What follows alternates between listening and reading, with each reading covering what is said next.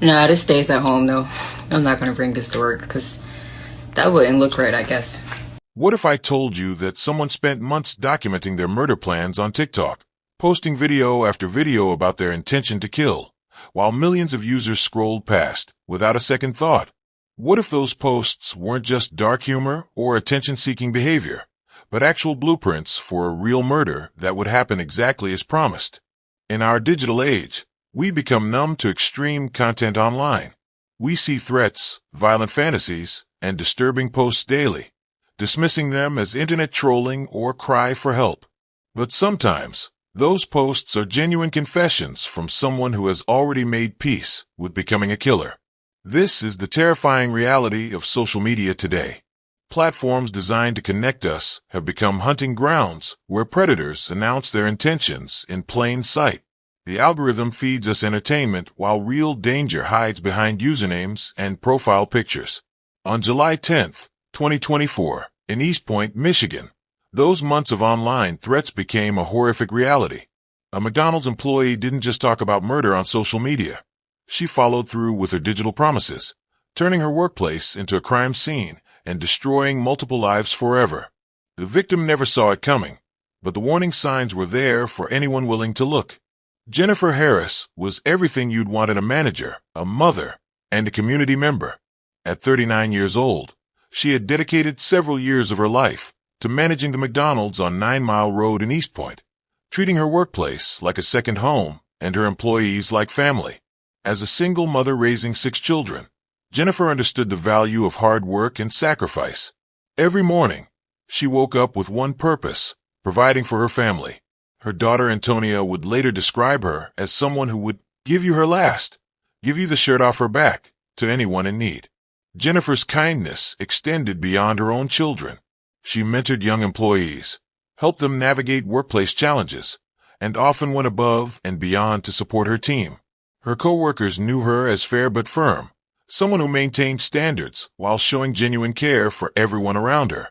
What Jennifer didn't know was that one of her employees, 26-year-old Afeni Badu Muhammad, had been using social media as a digital diary to document increasingly violent thoughts. While Jennifer focused on building a positive work environment, Muhammad was building an online presence centered around murder fantasies. The collision between Jennifer's world of responsibility and Muhammad's digital darkness would prove fatal. Have you ever wondered what signs you might be missing on social media? How many times have you scrolled past a disturbing post and thought nothing of it? After hearing this story, you'll never view online behavior the same way again. I need you to stay with me through every detail of what happened because this case will fundamentally change how you think about digital threats. The warning signs were all there, documented for months, yet nobody recognized the danger. Before we continue, hit that like button if you believe social media platforms need better monitoring systems. And make sure you're subscribed because stories like this could save lives, including your own. On the morning of July 10th, 2024, what started as a routine workplace disagreement at the East Point McDonald's escalated into one of the most shocking murders in recent memory. The incident wasn't just another workplace violence case. It was the culmination of months of digital documentation that nobody took seriously. When police arrived at 17,921 9 Mile Road, they discovered a crime scene that would reveal the dark intersection between social media obsession and real-world violence. The case would expose how online platforms can become breeding grounds for actual murder plots, hidden in plain sight among millions of posts. This is that story. Jennifer Harris lived her life with unwavering purpose. Every day at 4:30 in the morning, she would rise before her 6 children, preparing for another day of managing the McDonald's that had become her second home. Her commitment went far beyond clocking in and out. She genuinely cared about creating a positive environment for both customers and employees. Her children remember a mother who never complained about the long hours or difficult customers. Instead, Jennifer saw her role as essential to supporting her family and contributing to her community. She had worked at the East Point location for several years, earning respect from franchise owners and building relationships with regular customers who specifically requested her assistance. As a manager, Jennifer balanced firmness with compassion. She understood that many of her employees were young people navigating their first jobs, and she took pride in teaching them valuable work skills. Her approach was straightforward. Follow the rules, treat customers well, and support your teammates. Jennifer's dedication extended beyond work hours. She participated in community events, helped organize employee celebrations, and often stayed late to ensure everything ran smoothly for the next shift. Her co-workers knew they could depend on her leadership, especially during busy periods or challenging situations. Afeni Badu Muhammad appeared to be just another 26-year-old employee trying to make ends meet at McDonald's.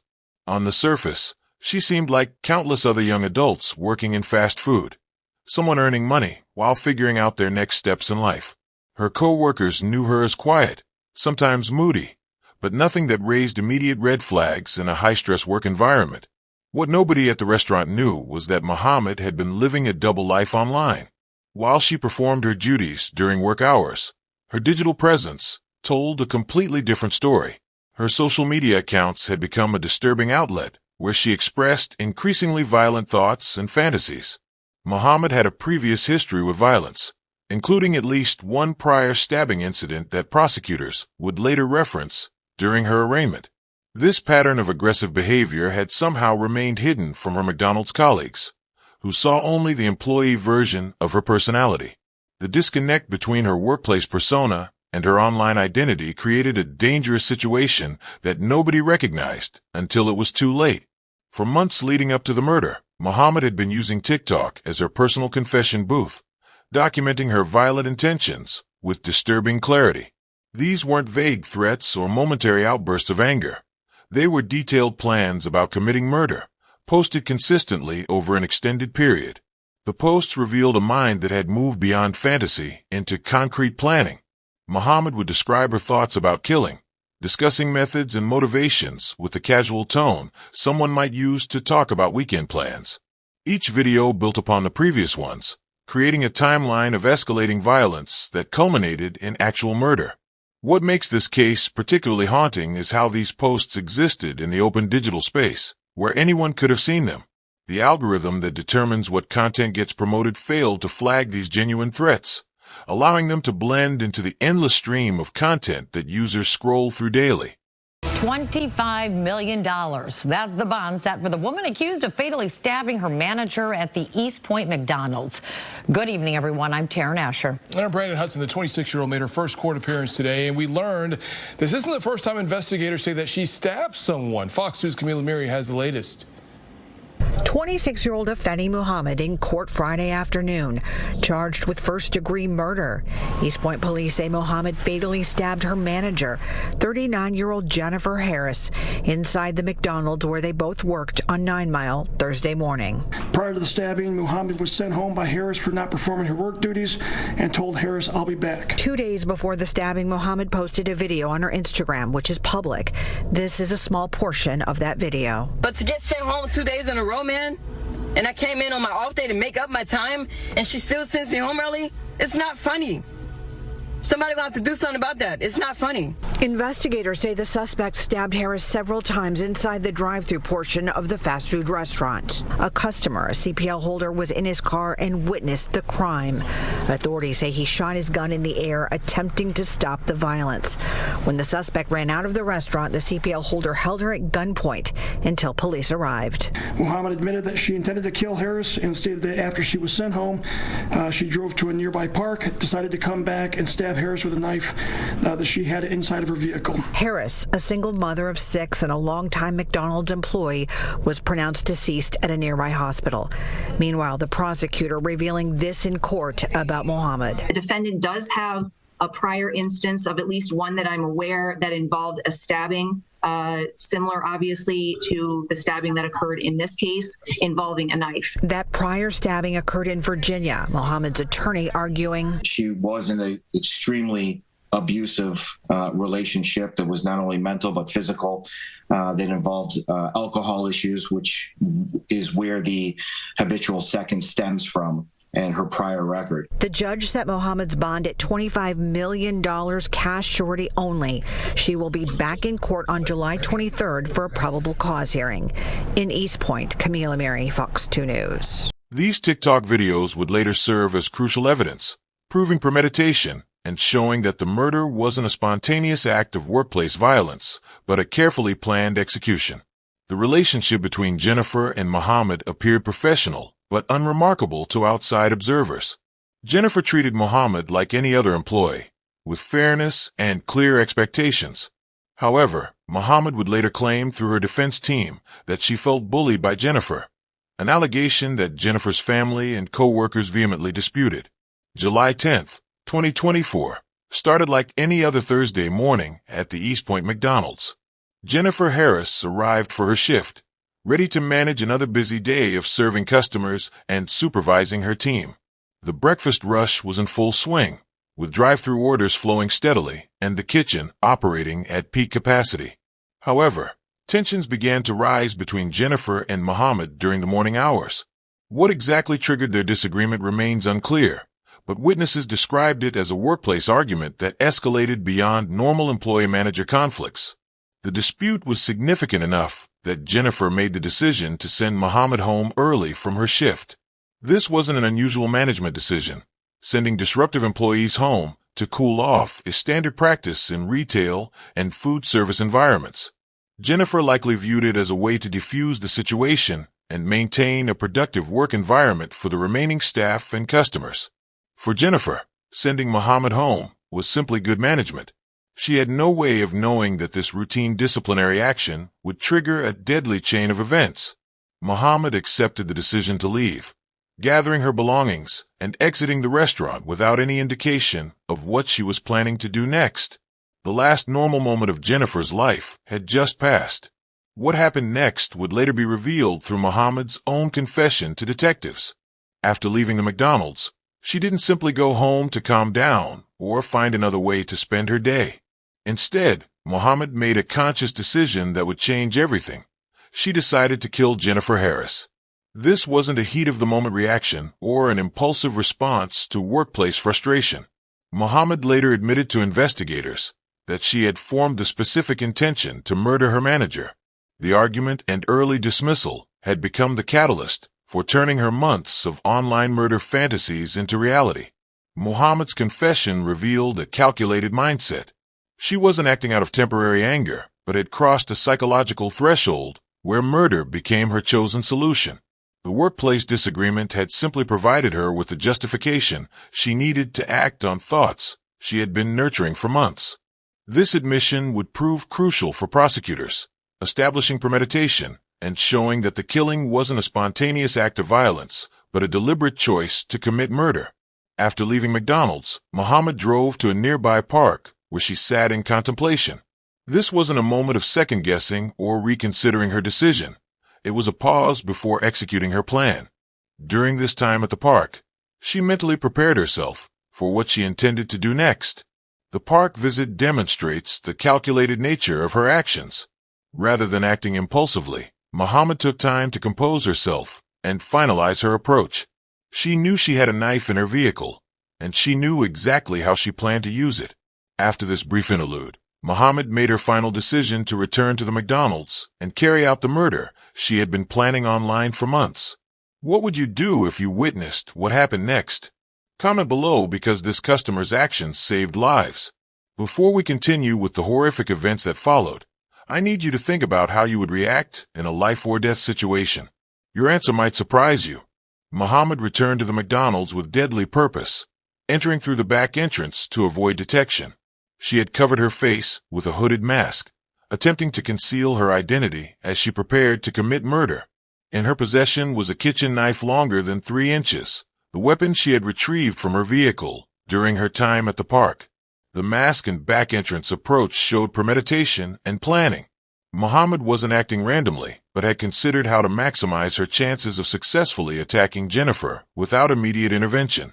She moved through the restaurant with focused intent, seeking out her target while other employees and customers remained unaware of the danger approaching. What happened next inside that McDonald's was a scene of unimaginable violence. Muhammad located Jennifer Harris and launched her attack without warning, using the kitchen knife she had brought from her vehicle. The assault was swift, brutal, and relentless, exactly as she had planned during her months of online documentation. According to Assistant Prosecutor Hengevelt's statements during the arraignment, Muhammad stabbed Jennifer multiple times, potentially as many as 15 separate wounds. Each strike was deliberate, showing the depth of Muhammad's commitment to killing her manager. This wasn't a single moment of violence, but a sustained attack designed to ensure Jennifer's death. The stabbing occurred in front of other employees and customers, creating a scene of terror and chaos. Witnesses watched in horror as Muhammad repeatedly plunged the knife into Jennifer's body, transforming the familiar workplace into a crime scene. The attack was so sudden and vicious that initial attempts to intervene were unsuccessful. Jennifer, a mother of 6 who had simply been doing her job, found herself fighting for her life against an employee she had tried to manage fairly. The woman who had dedicated years to serving her community was now bleeding on the floor of her own workplace, victim of violence that had been planned and promised on social media for months. The attack continued until outside intervention finally stopped Muhammad's assault, but the damage had already been done to Jennifer's body. In the drive-thru line, an ordinary customer became an extraordinary hero when they witnessed the attack unfolding inside the restaurant. This individual made a split-second decision that would save lives and prevent Muhammad from escaping justice. Rather than fleeing the scene or simply calling for help, the customer took direct action. The customer fired a warning shot, attempting to stop Muhammad's continued assault on Jennifer. This wasn't reckless gunfire, but a calculated decision to intervene in a life-threatening situation where someone was actively being murdered. The gunshot served its purpose, disrupting Muhammad's attack and forcing her to stop stabbing Jennifer. After firing the warning shot, the customer didn't retreat to safety. Instead, they held Muhammad at gunpoint in the parking lot, preventing her from fleeing the scene until police could arrive. Employee Edward Ballestero witnessed this crucial moment, describing how he saw Muhammad sitting down there in the parking lot next to a vehicle with the gun pointed at her. This customer's brave actions ensured that Muhammad couldn't escape to potentially harm others or avoid accountability for her crime. Without this intervention, Muhammad might have continued her attack or disappeared before law enforcement arrived. The customer's quick thinking and courage turned them into an unlikely hero in a tragic situation. Police officers were dispatched to the McDonald's location after receiving reports of both a stabbing and a shot being fired. When they arrived at the scene, they found Muhammad being held at gunpoint by the customer in the parking lot. The situation was quickly secured as officers took Muhammad into custody without further incident. Emergency medical personnel also responded to treat Jennifer's severe injuries. The scene inside the restaurant required immediate medical attention, and paramedics worked to stabilize Jennifer before transporting her to a local hospital. The coordinated response between law enforcement and medical teams demonstrated the urgency of the situation and the severity of Jennifer's condition. Jennifer Harris was rushed to a local hospital where medical professionals fought to save her life. Despite their best efforts to treat the multiple stab wounds inflicted during Muhammad's attack, Jennifer's injuries were too severe. The dedicated mother of 6, who had woken up that morning simply planning to work another shift at McDonald's, succumbed to her wounds at the hospital. Jennifer's death marked the tragic end of a life devoted to caring for others. Her children would never again see their mother come home from work, and the East Point community had lost someone who genuinely cared about serving others with kindness and dedication. The investigation into Muhammad's social media presence revealed a disturbing timeline of premeditation that had been hiding in plain sight. Her TikTok account contained months of posts that weren't just dark humor or attention-seeking behavior. They were genuine confessions of someone planning to commit murder. These posts showed a progression from violent thoughts to concrete planning. Muhammad would describe her fantasies about killing in detail, discussing methods and motivations with a casual tone that made the content seem like performance art rather than actual threats. Each video built upon previous ones, creating a digital diary of someone preparing to take a life. What made these posts particularly haunting was their specificity. Muhammad didn't just talk about violence in general terms. She discussed actual plans, potential victims, and scenarios that would later mirror the real murder. The posts revealed someone who had moved beyond fantasy into active preparation for committing homicide. The content existed on a platform designed for entertainment, where millions of users scroll through videos daily without considering that some posts might be genuine confessions. Muhammad's murder plans were mixed in with dance videos, comedy skits, and lifestyle content, making them easy to overlook or dismiss as fictional content. Investigators found that these posts served as crucial evidence of premeditation. The months-long documentation proved that Jennifer's murder wasn't a spontaneous act of workplace violence, but the culmination of extended planning. Muhammad had essentially created her own evidence trail, documenting her intentions and mental state leading up to the crime. The TikTok investigation also revealed how social media platforms can become repositories for criminal planning, where users document their darkest intentions, while algorithms fail to identify genuine threats among the billions of posts uploaded daily. The failure to recognize Muhammad's TikTok posts as genuine threats highlights a critical problem with how we consume social media content. Millions of users likely encountered her videos without understanding they were witnessing someone document their actual murder plans. The posts were dismissed as dark content or performance art rather than real confessions. Social media algorithms are designed to promote engaging content, not identify genuine threats. Muhammad's posts may have been flagged for violent content, but they weren't recognized as credible plans for actual murder. The platform's moderation systems failed to distinguish between fictional violence and real criminal planning. The online community that viewed these posts also bears responsibility for not taking them seriously. Comments and interactions with Muhammad's content treated her statements as entertainment rather than warning signs. Users who might have reported the posts to authorities instead engaged with them as they would any other TikTok content. This case exposes how genuine threats can hide among the constant stream of extreme content that defines modern social media platforms. During Muhammad's arraignment, prosecutors revealed that she had a history of violent behavior, including at least one previous stabbing incident. Assistant Prosecutor Hengeveld stated that Muhammad had a prior instance of at least one that I'm aware of that involved a stabbing, similar obviously to the stabbing that occurred in this case, involving a knife. This previous violence established a pattern of behavior that made Muhammad's TikTok posts even more concerning in retrospect. Her history showed that she was capable of translating violent thoughts into actual actions. The prior stabbing incident demonstrated that Jennifer's murder wasn't Muhammad's first time using a knife as a weapon against another person. Muhammad was arraigned on July 11, 2024, facing charges of first-degree murder, carrying a dangerous weapon with unlawful intent, and being a habitual offender. Judge Kathleen G. Galen set her bond at $25 million cash or surety only, with strict conditions including GPS monitoring if released. The most heartbreaking aspect of this tragedy is hearing from Jennifer's 6 children, who must now navigate life without their devoted mother.